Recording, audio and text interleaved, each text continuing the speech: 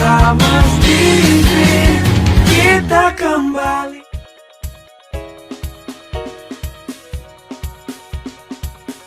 Assalamualaikum Sobat Stevener. Kali ini ketemu saya lagi dengan Deis Regar dari Steven Studio.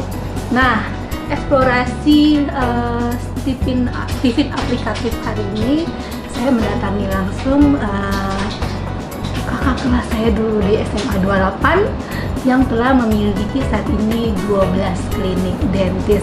Luar biasa Sobat Stevener, namanya adalah Dr. Gigi Anggraini, SPKG.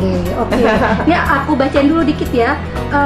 Mesin kecerdasannya adalah intuiting dan personality genetiknya adalah intuiting extrovert. Ya, sudah 10 tahun menjalani bisnis di dunia dentis ya, karena latar belakangnya adalah dokter gigi. Oke, memiliki 5 medikits yang segmen pasarnya adalah kids dan family. Terus MHDC adalah untuk klinik yang berada di perkantoran. Ini ada 6. Dan satu adalah klinik dentis spesialistik. Luar biasa Sobat Stevener. Langsung kita eksplorasi langsung dengan Dr. Gigi Anggraini. Aku panggil langsung yang biar enak, Mbak Rani aja ya Mbak. Oke, Mbak Rani apa kabar nih? Malam-malam langsung digrebek gitu ya. Mau makasih dengan kaget. Jadi Sobat Stevener, emang saya datangnya dadakan, nggak sengaja juga, ternyata ada waktunya karena beliau sangat sibuk dengan ide-idenya. Oke, Mbak Rani sendiri waktu itu sudah pernah dites Steven sekitar setengah tahun yang lalu ya Mbak ya? Ya sudah cukup lama gitu ya. Jadi waktu itu kita ketemu nggak lama-lama, sekitar setengah jam, 1 jam menjelaskan hasil tes Stevennya, dan ketemu lagi untuk saya ingin berburu dengan sesama intuiting extrovert gitu ya. Jadi memang kalau untuk berburu sebaiknya kita harus datang ke guru yang memiliki mesin kecerdasan yang sama. Oke. Nah, dari sini saya banyak banget dapat hasil eksplorasi mengenai intuiting extrovert, dan kita dengerin langsung dari Mbak Rani. Oke, Mbak Rani sendiri setelah dites Steven, merasa hasil tes Steven ini gimana Mbak? Ya kayaknya sih itu emang cukup kaget ya, kayak ketebak semua gitu. Padahal waktu itu kita baru ketemu dalam hitungan menit gitu ya, dan kayaknya langsung dibacain gitu ya. Kayaknya ketebak semua gitu. Dan ketebak semua kok ternyata apa sih, waktu kemarin sih juga nggak terlalu tahu tentang intuiting. Tapinya setelah dapat penjelasannya bahwa oh intuiting itu seperti ini, dan terus habis itu ada extrovertnya juga kayak gitu. Aduh, kok kayaknya tuh gue banget ya gitu kan tuh ya. Terus pas dilihat lagi profesi apa yang tepat kayak gitu, alhamdulillah kayaknya ternyata pilihan selama ini tuh pas juga. Berada gitu. di dunia bisnis. Benar. Nah jadi saya sempat dulu 8 tahun memang sebenarnya saya tuh punya hobi ngajar juga gitu ya. Jadi saya karena hobi, mungkin karena ekstrovert itu jadi kayak apa pengen disampaikan, itu mungkin cocok jadi pengajar gitu. Cuman pengajar yang dulu saya jalanin itu 8 tahun sebagai dosen di Fakultas Kedokteran Gigi UI. Nah disitulah sebagai dosen yang PNS mungkin ya, jadi tuh di situ banyak keteraturan hidup yang mungkin mengkerangkeng diri ya, mungkin letupan kreativitas yang ada di otak saya, tapi orang lain melihat ini orang aneh, ini orang ajaib, ngapain sih kayak begini, ngapain sih kayak begitu gitu ya. Mungkin jadinya saya ngerasa akhirnya jadi kayaknya saya harus segera waktu itu coba saya pengen bidang yang lain dulu gitu ya, saya pengen explore yang lain dulu gitu. Jadi disitulah saya pikir pas melihat mengembangkan dunia tetap di kedokteran gigi tapi di develop di klinik gitu ya, bikin klinik tuh saya merasakan tuh menyenangkan sekali, karena disitulah saya nggak harus belajar lagi tentang kedokteran gigi, karena latar belakang saya tuh bahkan waktu saya kuliah kedokteran gigi pun saya belajar bahasa Prancis kayak gitu kan. Jadi memang selalu emang aneh gitu kan. Jadi ketika saya di yang harus di challenge dengan sesuatu yang harus teratur, yang mungkin ada target-target administratif yang lebih teratur gitu, terus mendalami ilmu-ilmu secara mendalam, itu mungkin disitulah mungkin ada ketidaksanggupan, keterbatasan otak saya juga gitu ya. Udah S3 nih ya? Iya. Terus ciri intuiting tuh ya, pembelajar. Iya emang. Nah saya emang hobinya belajar waktu dari dulu gitu. Biasanya belajar tuh bukan belajar yang serius ya, maksudnya ya itu dia tadi belajarnya. Contohnya misalkan mau belajar bahasa Prancis atau belajarnya seperti itu gitu, bukannya belajar yang maksudnya terus jadi tutup buku, nggak juga gitu. Eksploratif ya. Oke, jadi saya kebayang ini kan punya 15 klinik gitu ya. Apa sih yang bikin beda klinik Mbak ini dibandingin tempat-tempat lain? Misalnya contoh Medikits, ada apa yang bikin beda dengan kan banyak ya klinik-klinik lain yang memang fokusnya ke target segmen pasar anak. Apa nih pembedanya? Nah, gini sih, itu dia tadi ya. Jadi begitu saya dapat inspirasi lagi, kepengen dia bikin klinik yang bisa buat tempat edukasi anak juga gitu ya. Jadi nggak cuman ada role play, kan anak tuh cenderung pengen jadi dokter gitu, pengen jadi dokter gigi gitu, atau nggak takut ke dokter gigi, tapinya setelah dia sebenarnya dia tuh main role play sebagai dokter gigi, dia juga jadi nggak takut juga gitu kan. Nah disitulah jadi saya pikir, oh ya coba deh bikin klinik yang bisa sekalian mengedukasi anak sebagai tempat role play juga kayak itu gitu. Belum ada Mbak di dentist yang lain untuk anak? Setahu saya sih belum ada. Kecuali kesannya aja itu ya. Yang saya tahu gitu aja. Nah terus begitu saya sampein sama partner saya juga punya ada partner bisnis yang dokter gigi juga gitu, terus dia bilang, gila lo Mbak ngapain kayak gitu kan, ngapain bikin kayak gini karena tuh modalnya itu besar banget gitu ya, nggak bahkan bisa bikin satu ruangan dental sendiri gitu, ibaratnya kayak gitu, kok sampai segitunya gitu. Dan tapi disitulah saya bilang, justru disitu keanehan saya juga gitu kan. Jadi boneknya, nekatnya itu ya mungkin di situ pembaharu Mbak itu Mbak, bukan aneh. Gitu. Jadi ya mungkin kalau pengen tampil beda. Betul, gitu sih. Itu aja sih sebenarnya. Jadi kalau berarti sampai saat ini belum ada nih Mbak ya dentist lain yang ada juga role play edukasi profesi dokter di tempat praktek kliniknya ya, luar biasa.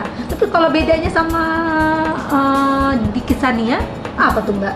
Masih ya sama kan kalau tuh? di Kidzania itu kan dia kan suatu tempat, terus habis itu kan macam-macam profesinya macam-macam. Oh jadi nggak fokus beragam. ya? Nah kalau ini kan emang khusus buat di situ, dan emang kita kan ada dokter giginya. Jadi kan memang langsung interaksi bisa dan langsung dokter giginya. Ini loh ini. Selain itu apa bedanya? Mungkin bahannya atau apa? Enggak sih, sama. Enggak, sama-sama ya. Oke. Nah itu tadi contoh yang dilakukan di klinik dokter yang melakukan perbedaan dibandingin yang lain, memberikan nilai tambah atau value added ya Mbak. Nah kalau dari segi intuiting salah satunya memiliki trait adalah bisa mensintesa gitu ya, bisa mensintesa terhadap hal apapun gitu ya. Bisa Mbak ceritakan nggak sintesa yang Mbak create gitu selama dalam proses membangun bisnis ini? Pertanyaan susah juga ya. Jadi yang kalau saya lihat sih sebenarnya bukan, atau mengambil benang merah lah dari semua. Kalau saya proses melihatnya sih lebih ke arah gimana untuk membuat menelorkan gitu ya. Mungkin mensintesa itu lebih ke arah menelorkan berbagai permasalahan yang terjadi gitu ya, yang selama saya running bisnis ini kan banyak nih. Oh ada masalah seperti ini, oh keinginan pasien tuh seperti ini, oh dokter tuh kepengennya begini loh sistemnya ya.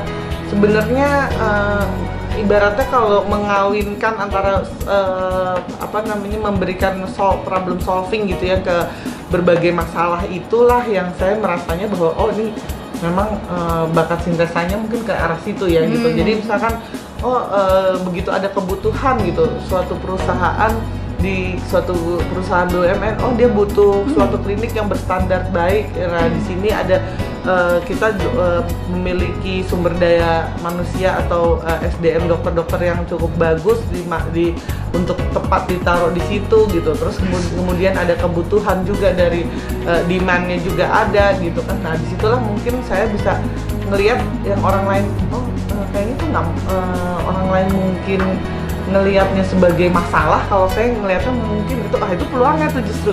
Iya, jadi bisa kalau sambil tarik tadi adalah bisa melihat sisi lain. Nah, iya Ya. itu sih. Mungkin Mungkin. ya, nggak Oke. tahu juga sih. Tadi Mbak pernah cerita ya sebelum kita wawancara ini pernah cerita kalau Mbak sudah bikin klinik yang berbasis wakaf. Nah ini bisa cerita nggak ke sobat-sobat Stevener nih Mbak? Nah itu sih sebenarnya ide itu adalah challenge dari teman-teman yang di ekonomi syariah di UI gitu ya. Saya punya beberapa teman bilang, nah lu udah tahu nih bahwa lu running klinik bisa ada profitnya lah gitu kan, dan itu lumayan begini dan itu udah running beberapa biji gitu kan gitu. Kenapa kok justru kan berarti kita punya keahlian di situ gitu. Berarti kita sebagai operatornya udah cukup bisa running lah ya, bisa mempertanggungjawabkan bagi orang yang kepengen berwakaf juga gitu kan, wakaf. Dan di sini saya juga dibilangin bahwa saya akhirnya lama-lama ngaji gitu kan, dibilangin bahwa wakaf tuh ternyata jenisnya bukan cuman ke masjid, wakaf tanah kuburan gitu kan, bukan wakaf itu. Masih banyak jenis wakaf yang bisa dieksplorasi lagi. Kan ada wakaf yang baik adalah wakaf produktif, di mana wakaf produktif itu tidak istilahnya kalau tadi yang wakaf yang lain bisa jadi dia akan membebani ahli warisnya untuk membiayai kebersihan masjidnya atau apa. Nah justru wakaf produktif ini yang nantinya bisa juga mensupport wakaf-wakaf yang memerlukan mesin fundingnya untuk merawat masjid, untuk merawat anak yatim atau apa. Nah kalau di sini karena wakaf ini wakaf produktif, jadi disitulah yang akan menghasilkan funding buat mereka kayak gitu. Nah di situ kita awalnya saya kayak optimis banget gitu. Teman saya juga mematahkan, wah gila lo ngapain kalau ngambil dari crowdfunding kayak begitu untuk funding klinik wakaf, kayaknya siapa yang mau gitu kan, siapa yang mau sih ngewakafin sekian ratus juta buat ini kayak gitu. Total mungkin bisa kita modal sekitar 2 atau berapa kan, nggak siapa yang mau modalin katanya kayak gitu. Nah terus saya bilang enggak saya tuh nggak tahu deh gimana, kalau saya yakin Optimis gitu ya, yakin harus bisa jalan. Nah, terus memang berjalan waktu ya alhamdulillah sih jalan aja, dan ternyata memang alhamdulillah juga jadinya klinik ini juga lumayan pesat gitu dibandingkan dengan mungkin yang bentuk klinik model yang profit model yang lain gitu. Karena ini modelnya wakaf model ya. Wakaf model ini di mana keuntungannya itu nanti semuanya 100% kita berikan kepada mauquf alaih atau kepada sosial gitu. Jadi memang operasional juga dari situ, tapi nanti dividennya bukan dikembalikan kepada pemodal, tapi dibuat untuk sosial. Jadi pendapatan dikurangi semua jenis biaya, tinggal adalah laba bersih. Laba bersih itu digunakan untuk umat ya. Iya. Apa rencana ke depan Mbak dengan klinik model wakaf ini? Kepengennya jangan cuma satu. Pengennya agak banyak. Amin mujibal silin. Mudah-mudahan capai cita-citanya dokter Rani. Mudah-mudahan dengan klinik wakafnya ini bisa bermanfaat buat minimal rakyat sekitar lokasi Mbak ya. Oke, sementara itu aja dulu Sobat Stevener hasil eksplorasi dengan guru saya sesama Intuiting Extrovert. Terima kasih. Assalamualaikum. Hidupmu